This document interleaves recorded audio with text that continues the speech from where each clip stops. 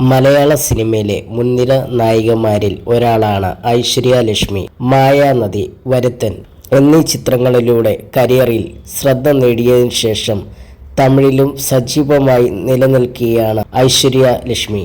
ഇപ്പോഴത്തെ തെലുങ്കിൽ ഐശ്വര്യയ്ക്ക് കയ്യടി നേടിക്കൊടുത്ത ചിത്രമായിരുന്നു അമ്മു.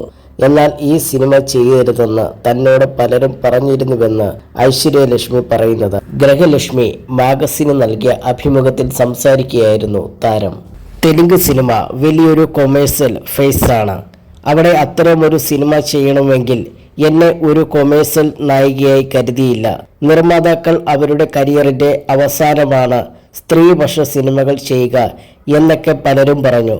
ആ സിനിമ ഗാർഹിക പീഡനത്തെക്കുറിച്ചാണ്. അമ്മു എന്ന കഥാപാത്രം ചെയ്തതിൽ ഒരുപാട് സന്തോഷം. അതുപോലെയാണ് ഗാട്ടാ ഗുസ്തി എന്ന സിനിമയും. സങ്കീർണമായ കഥാപാത്രങ്ങളാണ് എനിക്കിഷ്ടം.